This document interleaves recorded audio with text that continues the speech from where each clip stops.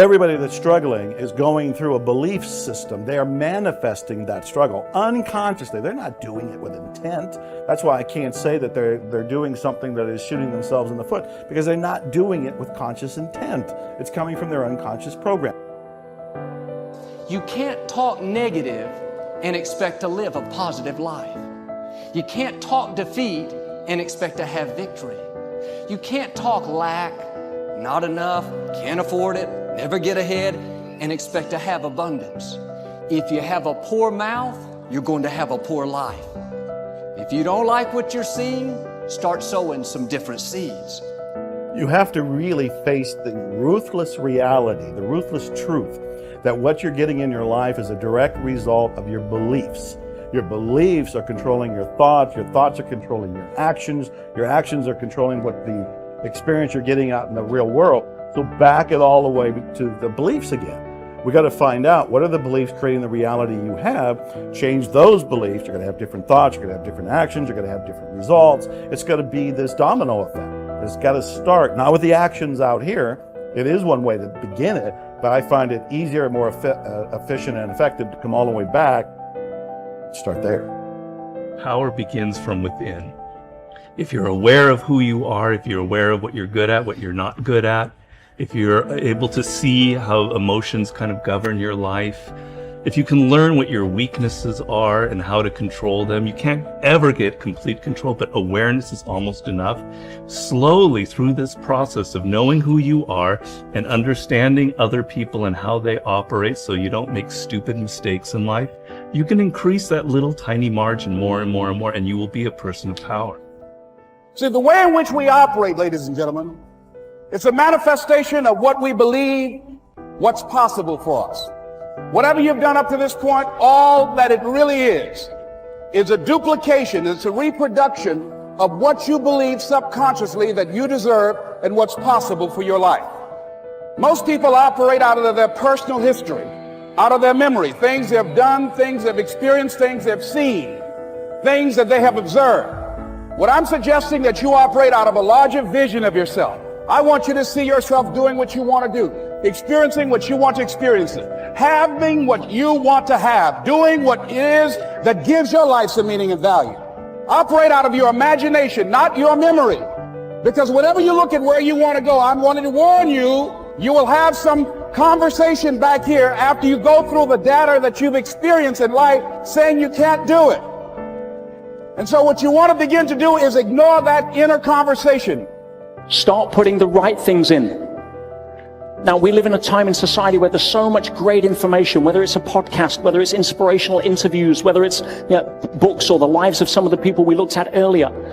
Every single day, or at least every single week, if you want to take your compass needle and start remagnetizing it in a positive direction by exposing yourself to the kind of information that supports your potential and your greatness and where you want to go. Now, there's no excuse for not being able to do that now in a society where it's so available. But if you're not choosing to do that, by default, you're going to be hooked into somebody else's agenda. If you don't start filming as the star of the movie in your life, by default, you're going to end up as a film extra in somebody else's.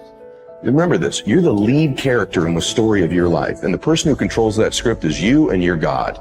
And at any point, you can decide to step into a new chapter. You can step in to be a whole new leading character. All you can be responsible for is yourself. Your starting position is, right, you have to evolve with the different situations that are presented to you. And my experience is, if you do that, the rest will happen. The people around you will be raised naturally. Understand that? Like if you bring anger into a situation, imagine a household where everyone's always fighting. If all of a sudden somebody's not, and somebody's bringing understanding and love, that's all they have to do. It will change things, right? But you can't sit there and say, I won't change it until everybody else does. You know, I'm going to protect myself. That doesn't work. That doesn't work. That's the chicken and the egg. Right.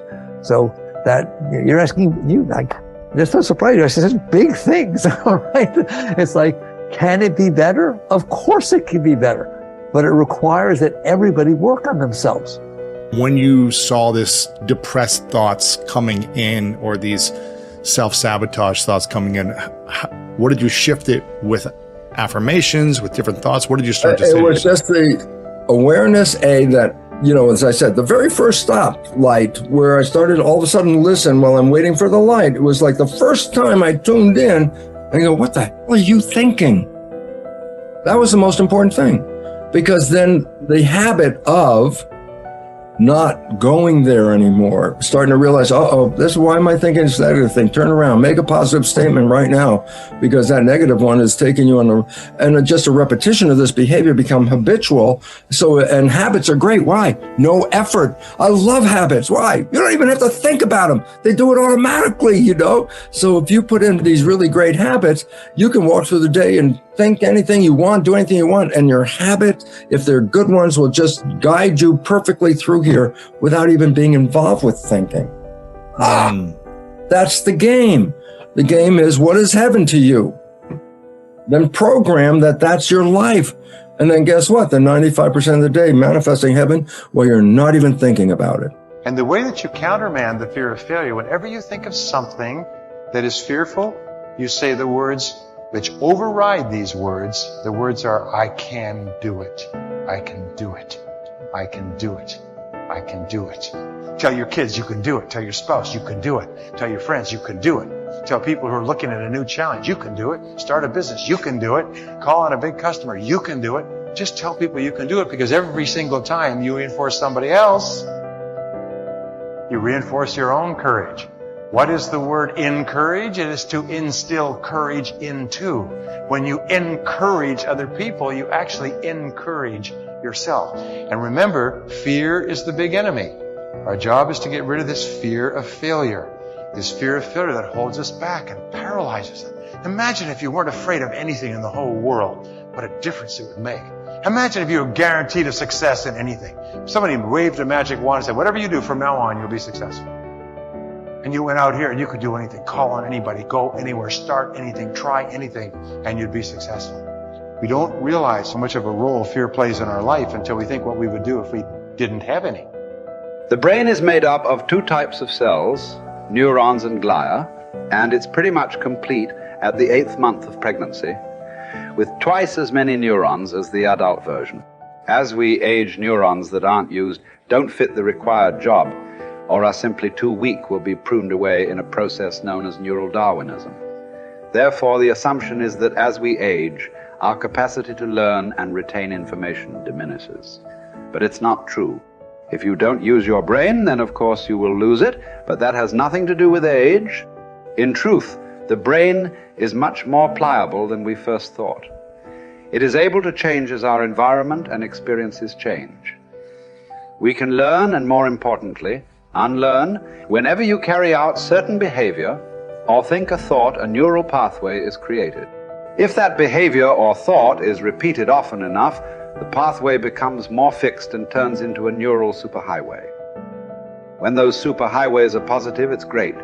If not, they can be very destructive, but they can be dismantled. Your brain has amazing plasticity. Did you know, for example, that the brain can retrain idle networks to carry out new tasks? People who have suffered brain damage have been able to retrain other parts of their brain to do what the damaged part used to do.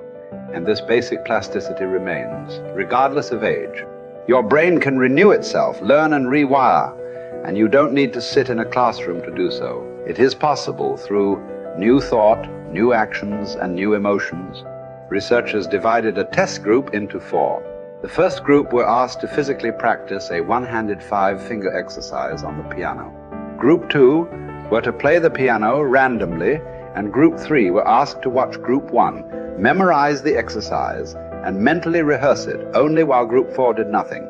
Each group was to do their thing for 2 hours a day for 5 days. 2 things were fascinating about this study. First, the speed at which the brain altered. New pathways were created after just 10 hours of practice over 5 days. Perhaps what is even more amazing is that Group 3, who did not actually play the piano but pretended to do so in their minds, had almost as much brain activity in the exact same area of the brain as Group 1. You share in that all power, all wisdom of mind, but you've got to take it. The power is there, but you must use it.